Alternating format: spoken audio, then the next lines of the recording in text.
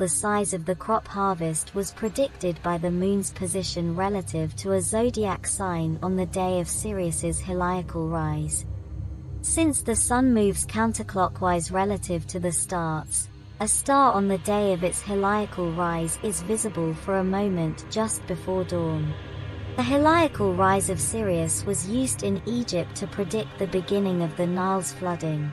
This example seems to support the opinion that dividing the ecliptic into sections of equal length may be a result of Egyptian influence.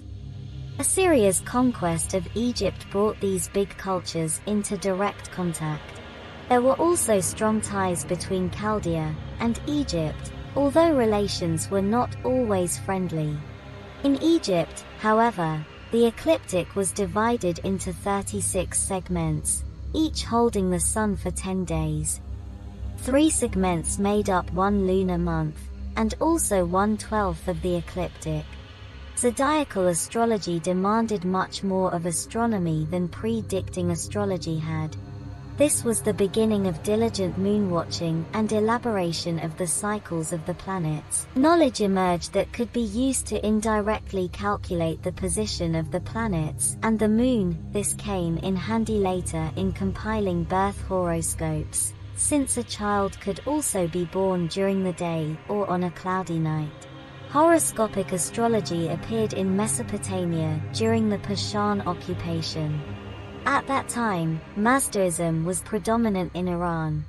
According to Mazdaism, the world was created by the highest of the gods, the personification of goodness and light Ahura Mazda.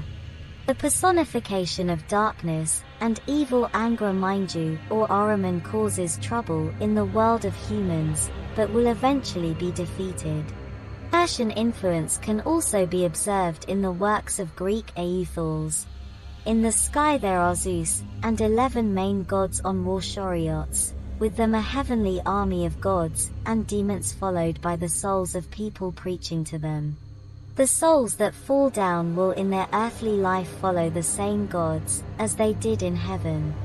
This indicates that the position of the planets at a child's birth determines the qualities of the soul that settles in the child's body. There seems to have been a quite practical reason for the beginning of the making of birth horoscopes, since the Persian conquerors had no need of the services of the Babylonian astrologists. The astrologists had to find another way to earn a living. The Babylonian birth horoscope predicts a child's future and character, and the course of their life from the positions of planets at the moment of birth.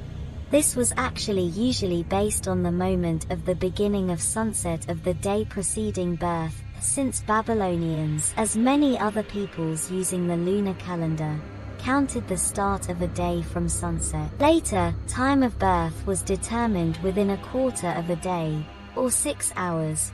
The best-known old horoscope describes the sky on April 29, 410 BC.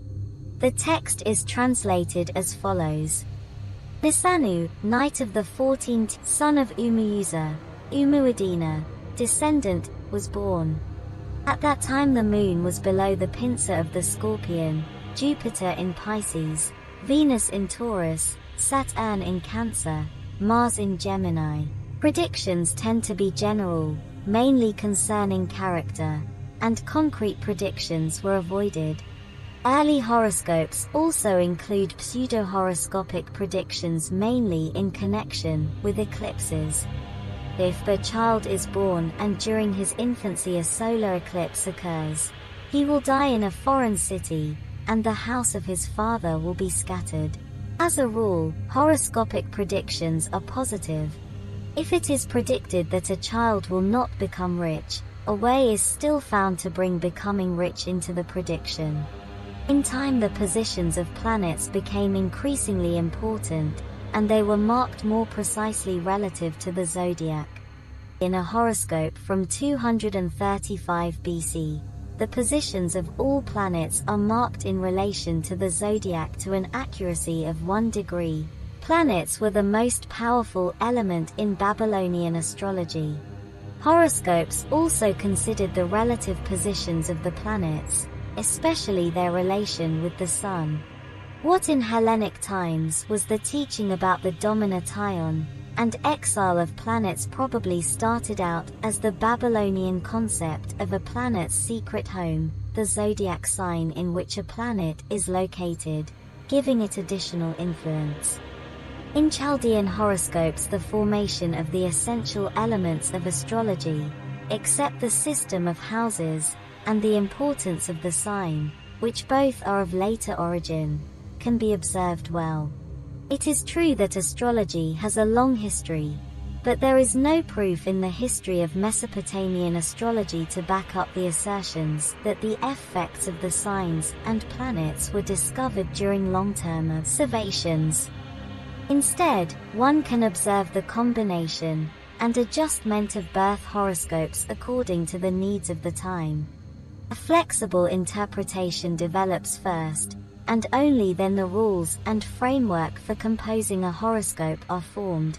Even though astrology developed during the Hellenic period, its ideology was already formed during the Mesopotamian period. Later development was rather a refinement of details. Apparently there is no reason to doubt that the modern pseudoscience of the same name is based on its antique predecessor.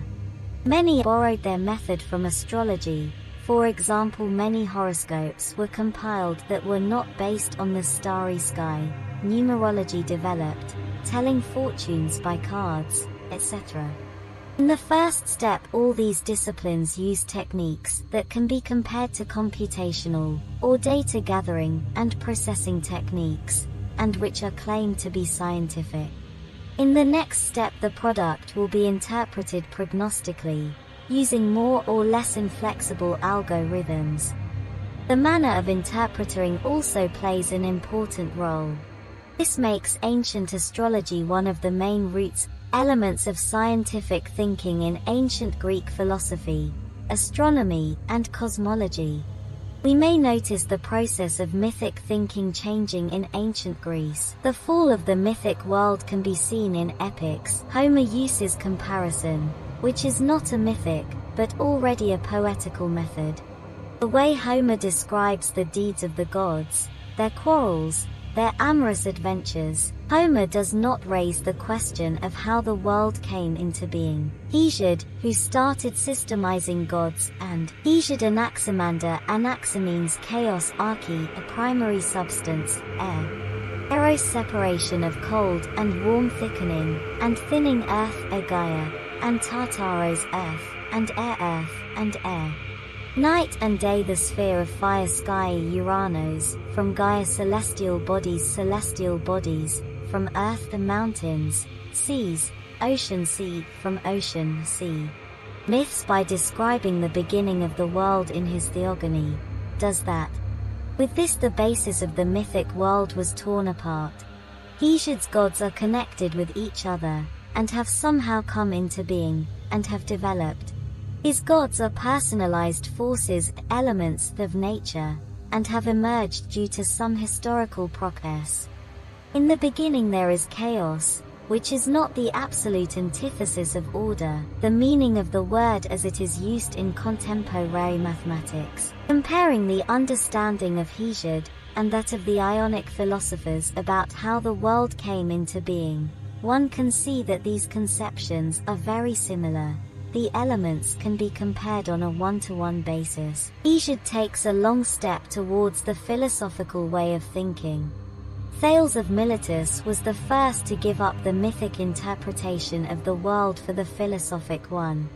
According to him, the source of being is in reality itself, nature, not in something supernatural, something outside nature.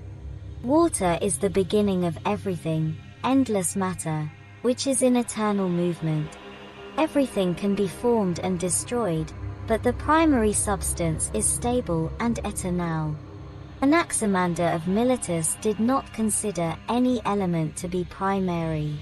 His primary substance is an abstract original matter, which is endless, indefinite euampeiron rapeiron. It will be a serious mistake to take it for some primary material, of which everything is put together, as the modern man accepts, and understands it. The word euanpeiroj in Greek means boundless, endless, infinite, countless, etc. Secondary meaning is inexperienced, incompetent, profane. This word is in opposition to the word tapiraj, which means a limit, bound, edge, border, end, etc. In his cosmology, Anaximander contrasts definable with indefinable. For the Greeks, tapiraj was something they could understand. The word had a positive meaning compared to euanpeiron, which was something that was not understandable, that was awful and negative. Euanpeiron is the place where everything that exists resides, being at the same time an opposite to itself. It is by this that the transition from being something to negation of the same takes place, for example from cold to hot. According to Anaximander, things do not form from the qualitative change of an element but due to the separation of the opposites, which is caused by eternal movement. We do not know if it is possible to interpret euanpeiron as a matter, if it is spatial, if it is mathematically infinite, but we do know that it is the indefinable, indeterminable that surrounds us. The existing can exist by being tapiraj, but its beginning and end is to euanpeiron. The philosophy of Pythagoras is based on the concept of numbers as an ideal object. There is not much known about his cosmogony, something might have preserved through Philolaus. It may be that the idea of a spherical earth and heavenly bodies comes from Pythagoras. More important is his teaching of soul, which has been influenced by the religion of Iran and Mesopotamia, and through which the ideology that favored the astrological way of thinking started to spread in Greek culture. Heraclitus of Ephesus considers fire as the primary substance. From fire there will come water, earth, air and fire again. Fire is changing, the world is changing, and there is nothing stable in it. The idea that the earth rotates, and the principle of the temporal infinitude of the universe originate from Heraclitus. It is definitely known that Parmenides of Elea considered the earth spherical. He was the first to discover that the morning star and the evening star were the same. Parmenides' difference between reason and mind pointed out the distinction between truth and opinion. According to his main point of view, there is only one eternal existence, identical with itself, changeless, invariable, stationary, constant. Reality is a single, so thought also is student Zeno of Elea, the common sense belief in the existence of the many.